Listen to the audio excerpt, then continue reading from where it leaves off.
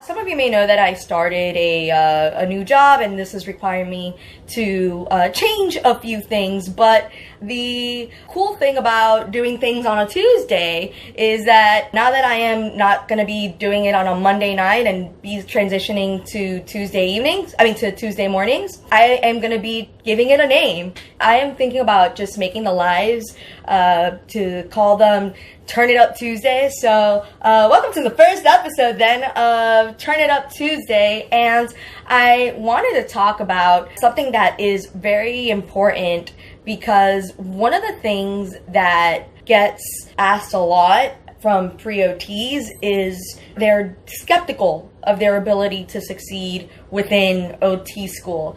They don't know whether they have what it takes to succeed, and they're doubtful of themselves. This is very easily reflected in the personal statement. It is reflected in the mock interview, but the people who succeed not only in the application process, but even within OT school, have certain key qualities that allow them to succeed, not just academically, but even throughout their career and in life. And I say it all the time that there is more to us than our scores, our academic lives. We're more than a GPA and a GRE scores. We have different roles and occupations that we like to engage in, and there's just certain qualities as well about us that can determine our success within the application process and even beyond. So if you possess these qualities, I do believe that you're going to be very successful in your career. So the first one that I wanted to talk about is clarity. The people that really succeed within the application system when applying to OT school have a lot of clarity. What that means is just basically having vision and a clear direction as to where you want to go. Now, I do know that a lot of you in this group are obviously pre-occupational therapists or pre-OT students and may not be clear about what setting is right for you or whether this career is even the right one for you. The only way that you're going to get this clarity is by, number one, talking to people and getting more of an idea of what, it is that they do, and really think more about long term if this is something that you can see yourself doing. Because the last thing that I want is for you guys to be graduating from OT school and then thinking to yourselves, what the heck did I get myself into? And this is not for me.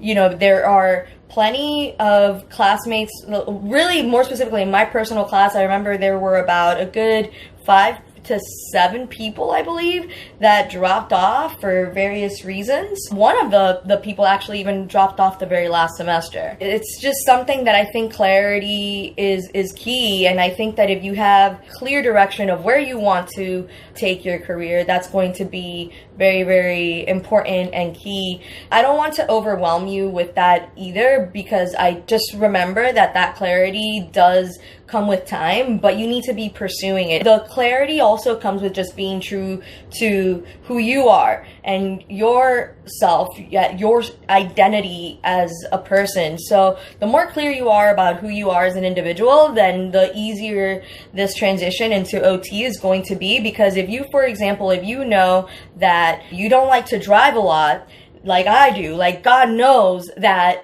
I do not like to drive a lot. My boyfriend knows this for sure. He drives everywhere. I, for example, know I would hate home health. That's just one of the ways that I think I have been able to be very successful within this career, is just being true to who I am and understanding myself more and more. Because, for example, I know that I don't really like driving, so I know home health is not really for me. I tried pediatrics through observation hours and field work and stuff like that. Through those experiences, as much as I love peds, it still has a place in my heart. I don't foresee myself doing that forever. So I have this clarity, and that's what I mean by clarity is you need to be clear about the direction that you want to head, and that's going to come with time, and you need to be clear about who you are as an individual. And when you have these things, it's going to lead to a lot of great successes, not only just within the application system, but within your career.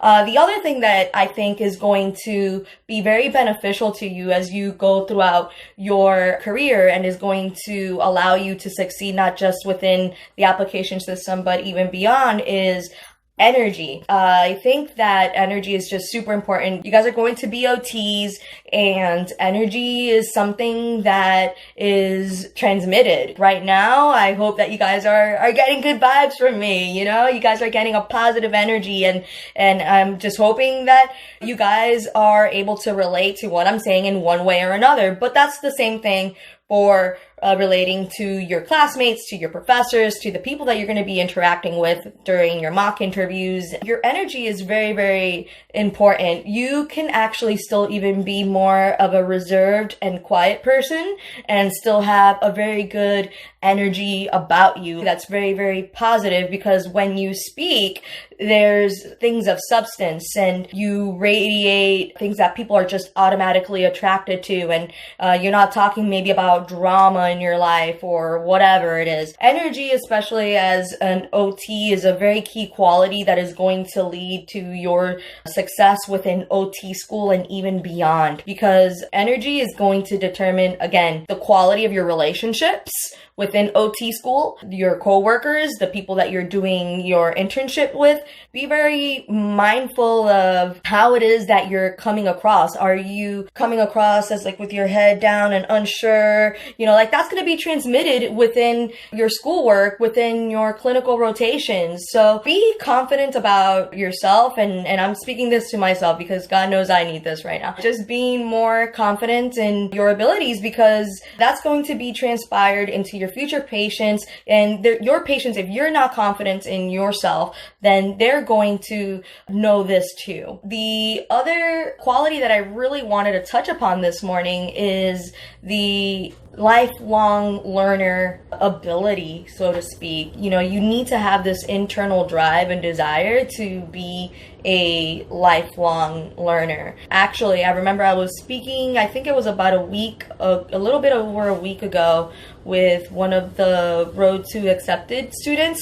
We were talking about OTs, that they just basically do things for the sake of doing them. You get trained to, like, okay, this is how we strengthen a bicep, and you just have them to do bicep curls, but there's no real critical thinking as to why you're doing something. There's no critical thinking as to why maybe it's better to put them on a hot pack only versus paraffin, or maybe they benefit from both. You need to be able to problem solve these things in order for you to even figure out what is wrong with the patient or person that you are trying to help, so you can better help them. If you're just having them go through the monotony of certain exercises or certain things, you're going to fail as a therapist. You're going to fail probably as an OT student when it comes to clinical rotations. You need the ability to problem solve and